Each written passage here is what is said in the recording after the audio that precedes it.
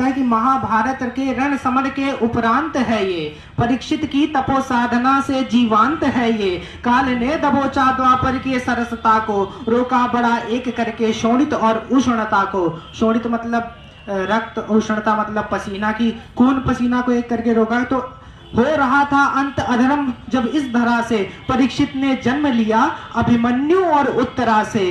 कृष्ण की लीला से ब्रह्मास्त्र से बचा जो, वही परीक्षित की कथा है अब सुनो है रचा जो। इस सभी कथा के रचयिता है मनोहर, बचाया गर्भ से युग परिवर्तन का धरोहर। हस्तिनापुर का राजा वो धर्म जिसका प्रकृति था, वो परीक्षित आर्यवर्त का चक्रवर्ती था। कि अभिमन्यु सा वीर वीर युधिष्ठिर की तरह धर्म का था ज्ञाता। साम्राज्य में यश चलता था, सत्य को था निभाता, परंतु सत्य की सीमा बांध देती है सरल मनुज को, नहीं वो बांध पाती है दुराचारी तनुज को। तभी तो काल जीता हर हदों को पार करके, द्वापर अंत हुआ धर्म धरा संवार करके। कि काले कलयुग कल्पना है पर कुटिल है, एक छत्र धर्म की आशा की छाया में जटिल है। कलयुग वो समय है जो विलास और भोग करता, कि कलयुग वो समय है जो विलास और भोग करता।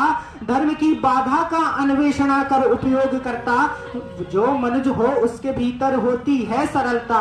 हावी पड़ ही जाती है कभी धनुज की गरलता। परीक्षित के समय में बज रहा था धर्म का ही डंका, मानवों में काम क्रोध मद लोभ की भी थी ना आशंका।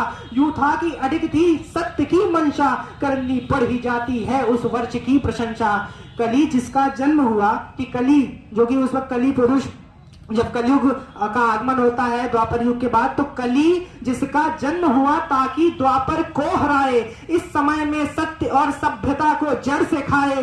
और परीक्षित के समय में शिष्टाचार भी अडिग था, असत्य पड़ा हुआ नीचे जैसे मडिग था। राजा ने बचाया हर कसौटी पे शिष्टाचार को भी, बचा के रखा था अभी तक धर्म के संसार को भी। पर घड़ी अब आ गई द्वापर में कलयुग, द्वापर से कलयुग में सब जाएं। काल की थी मंशा कि काल के गुण सब गाएं। ईर्ष्या छल कपट मद लोभ क्रोध पीड़ा का रहेगा जीवन, कलयुग में मानवों का शोषित रहेगा यौवन।